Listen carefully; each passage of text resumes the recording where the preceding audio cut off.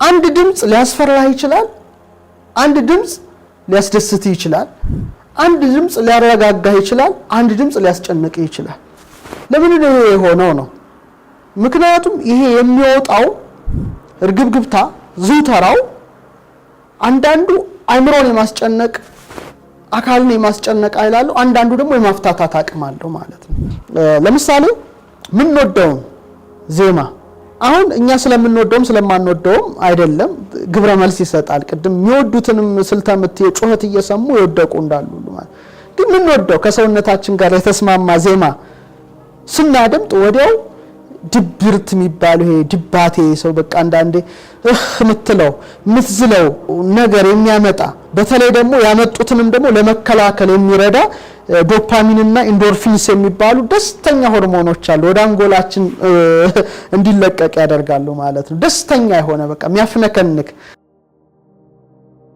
ሰው በመኑ ታቋለ እምከመት ፌስ ልብ ይበረገጽ ይላል ሊቁ ልብ ከተደሰተ ፊት ይፈካል እምከመያዝ ልብ ይደምንገጽ ልብ ካዘነ ፊት ይታወቃል የሰው ልቡን በፊቱ ልታቀው ትችላለህ እና በቃ በደስታ የሚያፍነከንኩ ሆርሞኖች አሉ በተለይ እንደ ዶፓሚን ኢንዶርፊንስ እነዚህ እንዲለቀቅ ያደርጋል ወደ ብሬንህ ማለት ነው ያን ጊዜ በቃ ሰዎች በደስታ ፊታቸው መሞላት ውስጣቸው አካላዊ ስርዓታቸው በቃ በደስታ የመንቀሳቀስ ደረጃ አለ ማለት ነው ስለዚህ ጩኸት የበዛበት አንጎልን የሚያውክ ቅጽበታዊ ግርግርታ እነዚህ የተረጋጉ አይምሮ ክዋኔን ያመጡ ምናልባት በአልኮል ደንዝዞ ካልሰማ በስተቀር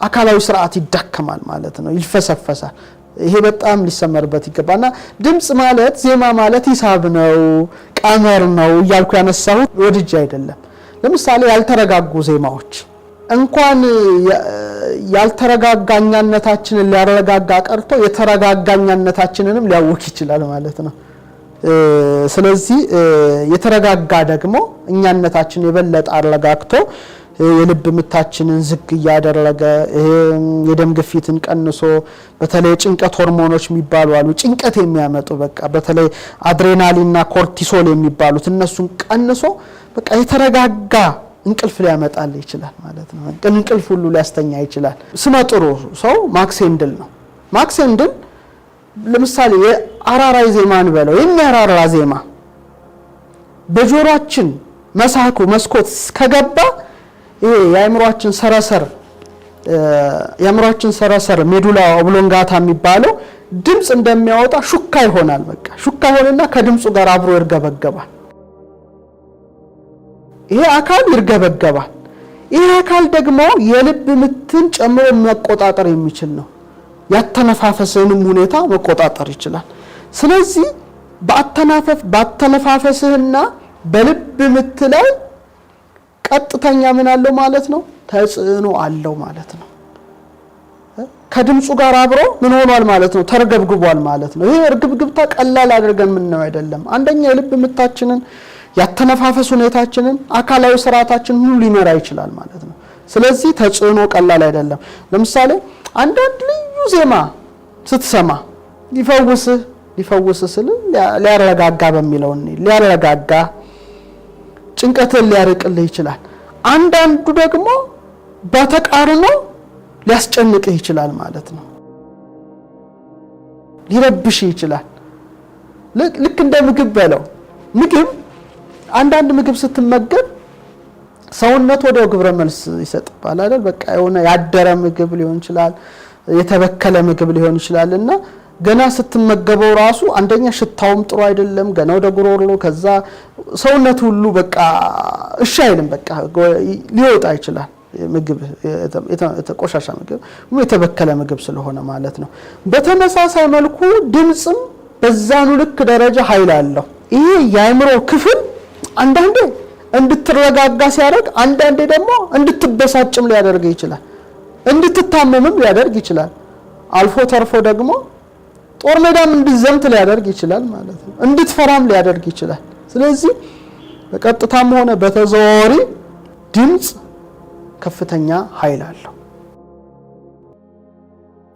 ድምጽ ቀርቶ በቅላጼ የተዋበ ጂኦሜትሪካዊ ቅርጽ የሚሰራ ቀርቶ እያንዳንዱ ቃል እንኳን በአካላዊ ስርዓት ላይ የሚያመጣው የራሱ የሆነ ኃይል አለው። አየ ግዙፉን ሳይሆን ረቂቁን ማየት አለብህ ማለት ነው። ስጋ ነፍስ መንፈስ ስለሆነ ስጋ ነው ያለ ነፍስና መንፈስ ረቂቅ ናቸው። ለምሳሌ ስለዚህ ፈረንጆቹ ምንድነው ያደረጉት? የድምጽን ኃይል ለመረዳት የተለያዩ ብርጭቆ ላይ ውሃ በመሙላት ውሃ ከሞሉ በኋላ የሆነ በስቲከር ቃላት በመለጠፍ ፊደል ኃይል አለው ይያለው እንደምንለው አይደል? አንዱ ኃይል ተቀባይ ነው፣ አንዱ ኃይል ተሸካሚ ነው፣ አንዱ ያስተላልፋል። ስለዚህ ፊደሉ መጻፉ በቃ ፊደል መጻፍና መጻፍ ብቻ ሳይሆን ያን ፊደል የሚያወጣውን ድምጽ ማለት አንተ ውሃ ወደሃለሁ፣ አንተ ውሃ ጠላሃለሁ፣ በቃ መልካም ቃላት ክፉ ቃላት ደጋግመው ለውሃው መናገር። ከዛ በኋላ እንደገና ያንን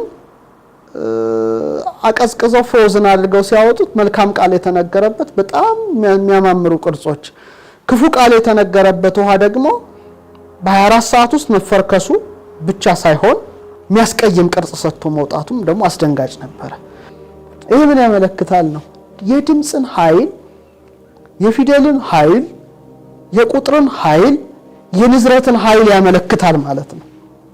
ስለዚህ ሰውነት ማይስማማው ምግብ ሲመገብ እንደሚቆጣ ሁሉ ማይስማማው ድምጽ ከገባ አይምሮ ሊረበሽ ይችላል።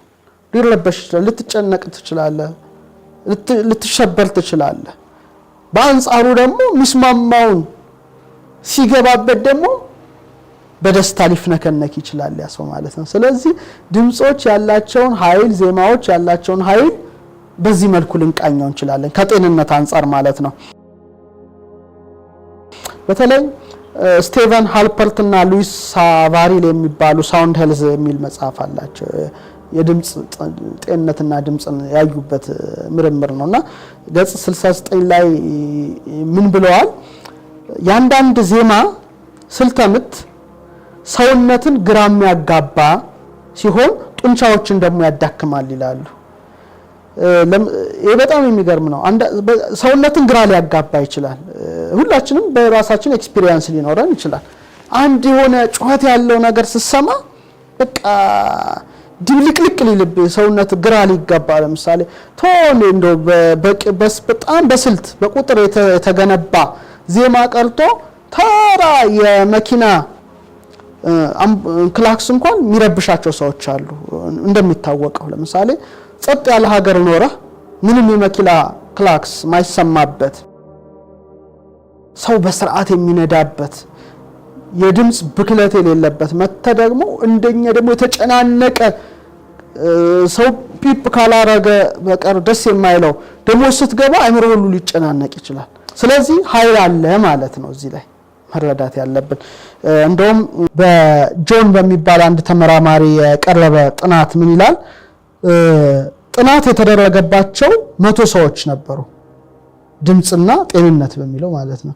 ከ100 ሰዎች 90% ስልተምት አለ፣ የተለያየ ስልተምት እንዳለ እናውቃለን፣ ቅኝቶች አሉ እና የተከፈተላቸው ቅኝት ነበረ እና ጡንቻቸው 2/3 የሚሆነው ጥንካሬውን ወዲያው ነው ያጣው። የሚገርመው እጅግ ደግሞ የሚገርመው እነዛ ያን ስልተምት ያደመጡት አድማጮች ያንን ስልተምት ይወዱታል፣ ግን ሰውነታቸው ይዝለፈለፍ ነበረ፣ ግራ ይጋባ ነበረ። የልብ ምታቸው መደበኛ ያልሆነ ነበረ። አንዳንዶቹም እንደውም ሰውነታቸው ተዳክሞ ነበረ። ስለዚህ በአንዳንድ ቦታ ላይ ለምሳሌ ስታይ ሰዎች ተዝለፍልፈው ሊወድቁ ይችላሉ። እንደው የተለመደ ነው፣ ራሳቸውን ሊስቱ ይችላሉ። እነዚህ ሰዎች ምንድነው የሆኑት ነው? የተለያየ መሳሪያ ተከፍቷል፣ ምንም ሊሆን ይችላል። ባህላዊ በለው ዘመናዊ ሌላ ጉዳይ ነው እና ጠብ ይላሉ፣ ይንፈራግ፣ ሰውነታቸው ይዝለፈለፋል። አየህ ያን ነገር ሊወዱትም ላይወዱትም ይችላሉ፣ ግን ሰውነታቸው ግብረ መልሱ ተቆጥቷል ማለት ነው። ለዛ በተለይ ጩኸት ላይ በዛበት በጣም አለ አይደለ እረፍት የሚነሳ ይሄ ጩኸት ያለበት። ስለዚህ አብዛኛውን ጊዜ እንዲህ አይነት ቦታ ላይ የሚያዘወትር ለድንገተኛ ሞት ሁሉ ሊዳረግ ይችላል። በጣም ጩኸቱ አየህ ልብን እያዳከመው ይመጣል ማለት ነው። ስርዓቱን እያቃወሰው ይመጣል።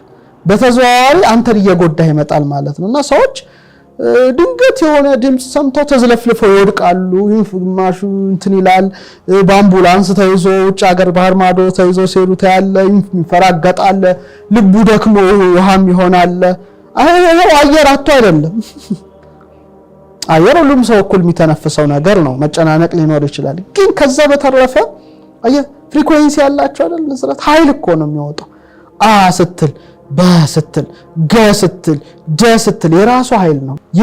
የድምጽ ንዝረቶቹ የሚያወጡት ነገር አስፈሪ አስደንጋጭ ልክ እንደተመረዘ ምግብ ስትበላው ሰውነት ወዲያው እንደሚቆጣ አለርጂ እንደሚሆን አንዳንድ አለርጂ የሆኑ ሰዎች አሉ አይደል የሆነ ምግብ ሲበሉ ወዲያው ሽፍ ይልባቸዋል። በቃ ሰውነታቸው ወዲያው ነው የሚቆጣው።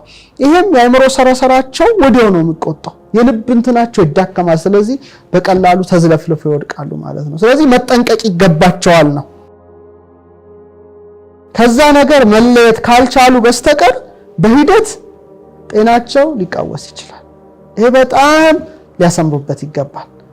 ሁሉ ነገር በቁጥር የሚገለጽ ስለሆነ ማለት ነው። ሌላው ዛሬ ቅዱስ መጽሐፍ ሳነብ የሚገርመኝ ዳዊት መሰንቆውን ሲመታ በሳኦል ላይ አድሮ የነበረ ክፉ መንፈስ ይሸሽ ነበር ይላል። ያ መንፈሳዊ ነው ማለት ነው። መንፈሳዊ ነው። በመንፈሳዊ ዓለም እንወሰደው። አሁን ለምሳሌ የጥንት ነገስታት በገና እንዲደረደርላቸው ይፈልጉ ነበር ከችሎት ሲመለሱ ማለት ነው። በገና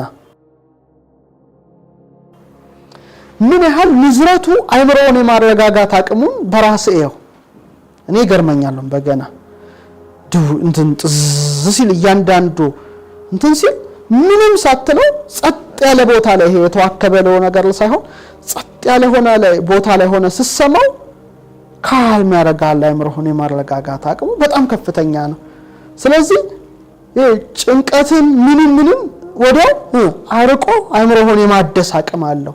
አንዳንዱ ደግሞ አይምሮውንም ልብህንም አካልህንም አካላዊ ስርዓትን አዝለፍልፎ ሊያንፈራግጥህና ሊጥልህ ይችላል ማለት ነው። ስለዚህ በጣም ወሳኝ ነገር ነው ማለት ነው። ስለዚህ የምንሰማውን ነገር በጣም ማወቅ አለብን።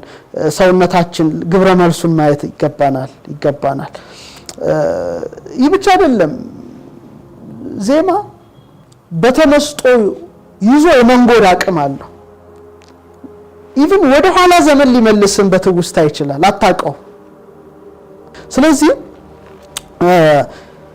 ይሄን አካላዊ ስሜት ወደ መንፈሳዊ ስሜት ከፍ ያደርጋል። የነርቭ ስርዓታችን ደግሞ እንደምታውቀው ከድምጽ ጋር በጣም ከፍተኛ የሆነ መስተጋብር ያለው ነው። ስለዚህ ወዲያው ቅጽበታዊ ምላሽ ይሰጣል ማለት ነው። ልክ ድምጹን ስትሰማ ቅጽበታዊ ምላሽ ይሰጣል። ለምሳሌ የምትወደው ነገር ስትሰማ ከፍተኛ ኃይል ይሰማሃል። እኔ አሁን በድርሰት ዓለም ብዙ ጊዜ እናሳልፋለሁ። እንግዲህ 25 መጽሐፍት ትልልቅ ገጽ ያላቸው መጽሐፍ ቀላል አይደለም። ስጽፍ ለምሳሌ ደክመኝ ይችላል። ስለዚህ በቃ ድክም ሲለኝ እንደገና ኃይሌን እንደው ከፍ እንዲያደርግልኝ ማለት ሰው ሻይ እንደሚጠጣ እኔ ደግሞ በሰማቸው ዜማዎች ደስ የሚሉኝ ዜማዎች አሉ። በጣም እደሰትባቸውና እነዛን ጥቂት ደቂቃዎች ከሰማው እንደገና ሪስታርት እንደሚያደርግ ነው። ሞባይል በጣም እንትን ሲል ሪስታርት ስታደርገው ይበለጥ እንደሚሰራ ማለት ነውና ወዲያው በቅጽበታዊ ግብረ መልስ ሊሰጥ ይችላል ማለት ነው። ለምሳሌ ሽለላ፣ ፉከራ፣ ቀረርቶ በድንገት ልብህን ሞልቶት ጦር ሜዳ ሊወስድ ይችላል እኮ በቅጽበት እኮ ሳታውቀው እያባበለ ማለት ነው። በቃ ለምሳሌ ህፃናት ላይ ተመልከት። በጣም ህፃናት ንጹህ አይደል? ከማህፀን ነው የወጡት፣ ከጥሩ ዓለም ነው የወጡት። ልክ ህፃናት ሲያለቅሱ ሌት ያለ ዜማ ስታሰማቸው ወይም እናት ሽሩሩ ስትላቸው ቀጥ ነው የሚሉት እንባቸው ማለት ነው። ኢቭን አንድ ህፃን እኮ ሲወለድ የለቅሶ ዜማ አሰምቶ ነው የሚጮህ አይደል? ዓለምን ሲቀላቀል በጣም የተፈጥሮ ነገር አስገርመኛል። ልክ ስንወለድ እያለቀስን የዜማ ጩኸት እየጮህን ነው የምንወጣው። የለቅሶ ዜማ አለ ማለት ነው ጉርጉሮ። ቤተሰብ ግን አያለቅስም። እልልታ ይላል። የእልልታን ዜማ ነው የሚያወጣው አይደል? ይፍነከነካል፣ ቤተሰብ ይደሰታል። አንተ ብቻህን ነው የምታለቅሰው። ስትሞት ግን ደግሞ ተቃራኒ ነው። ቤተሰብ ነው የሚያለቅሰው። አንተ ወደ ሌላው ዓለም ትሸጋገራለህ፣ ወደ ደስታው ዓለም ብዬ አስባለሁ።